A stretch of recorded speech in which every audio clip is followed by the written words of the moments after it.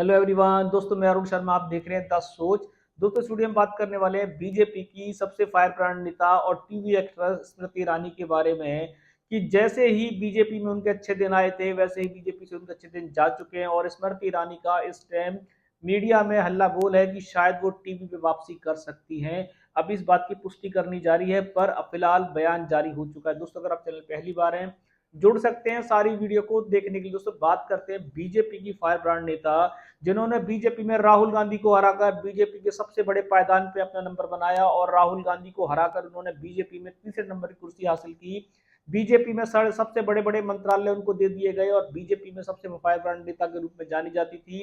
राहुल गांधी को छेड़ना, राहुल गांधी को पकड़ना उनका आम दिन का मुद्दा था। राहुल गांधी को संसद में घुसने के लिए जैसे ही वो आते थे वो सारा हमला बोल देती, पर किसी भी तरीके से इस बार वो अपनी अमेठी से सीट नहीं बचा पाई। कांग्रेस के एक कार्यकर्ता निर्माता ने, देखा जाए तो एक सेवादार ने, उनको 1-1.5 लाख वोटों से ऐसी करारी हार दी कि स्मृति ईरानी का सारा नशा उतर चुका है। और स्मृति ईरानी जिस घमंड में बीजेपी के लिए अफलातून रहती थी, आज बीजेपी ने उनसे पल्ला झाड़ लिया है। उनकी हार के बाद उनको बीजेपी ने कोई पद पे वापसी नहीं दी है और फिलहाल ना वो प्रवक्ता है, ना उनको कोई मंत्रालय दिया गया है, ना किसी मीटिंग में वो नजर आती। तो उनको समझ में आ चुका है कि 5 साल जिस तरीके से बीजेपी ने उनको संन्यास की ओर कगार कर दिया है, क्या वो 5 साल बीजेपी में संन्यास लेंगी?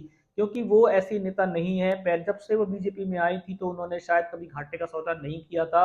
जब जब वो बीजेपी में रही तब तक उनकी जीत होती रही और अच्छे अच्छे पायदान पे जाती रही।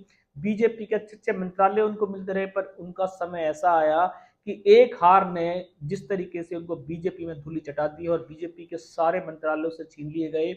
बीजेपी में कोई मंत्रालय उनके पास नहीं बचा है। अब तो वो बीजेपी पे टीवी पे भी शायद आने के लिए पसंद नहीं करती है। अब इसी बीचों बीच एक वायरल मुद्दा है, इसकी पुष्टि करना मुश्किल है पर अभी आ चुका है कि स्मृति ईरानी शायद 5 साल बीजेपी का इंतजार नहीं कर पाएंगी और वो दोबारा से अपने टीवी फ्रेम में जाने को तैयार हैं। प्रोड्यूसरों से बात हो चुकी है, अब उस पर कितनी परसेंट उन्होंने हाँ की है नहीं की है कुछ नहीं कहा जा सकता। पर स्मृति ईरानी से जब इस बारे में पूछा गया तो उन्होंने कहा था ये कोरी बकवास है। पर ऐसा है कि अगर इतनी ऐसी बात नहीं होती तो शायद किसी प्रोड्यूसर या डायरेक्टर ने एक तरीके से गंभीर जवाब नहीं दिया होता। पर उनके बयानों से लग रहा है कि स्मृति ईरानी 5 साल बीजेपी के साथ नहीं रहेंगी, क्योंकि बीजेपी ने जो उनको बाहर का रास्ता दिखाया है वो 5 साल बीजेपी में रहना नहीं चाहेंगी। बीजेपी में जिस तरीके से उनको मंत्रालय दिए गए थे वो चाहती थी कि हार के बावजूद भी बीजेपी में उनकी तूती बोले, पर बीजेपी ने इस बार अच्छे अच्छे दिग्गजों के पत्ते काट दिए। केंद्रीय मंत्रियों को टिकट दिए गए, स्थानीय नेताओं को खत्म कर दिया गया। बीजेपी ने बड़े बड़े धुरंधरों को टिकट काट दिए गए।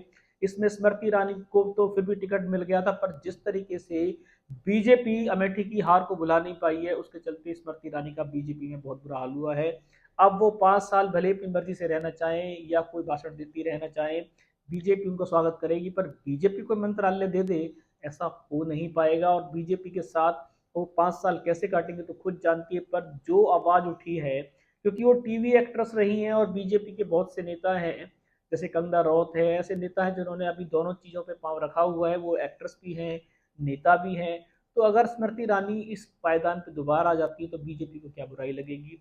अब देखते हैं कि स्मृति ईरानी जो इस बार राजनीति में तो पछाड़ खा चुकी है, क्या 20 से 25 साल की वापसी उनको टीवी दुनिया में, जगत की दुनिया में दोबारा नाम कर पाएगी? क्या दोबारा से वो उस पायदान पे पहुंच पाएंगे जिसके लिए वो हकदार है? दोस्तों, इस रुझान पे नजर बना के रखेंगे कि इस बार स्मृति ईरानी का दाव फेल रहा और बीजेपी ने पल्ला झाड़ लिया।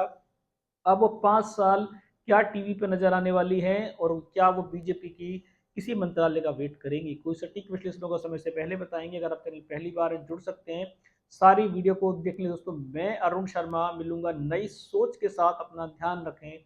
नमस्कार।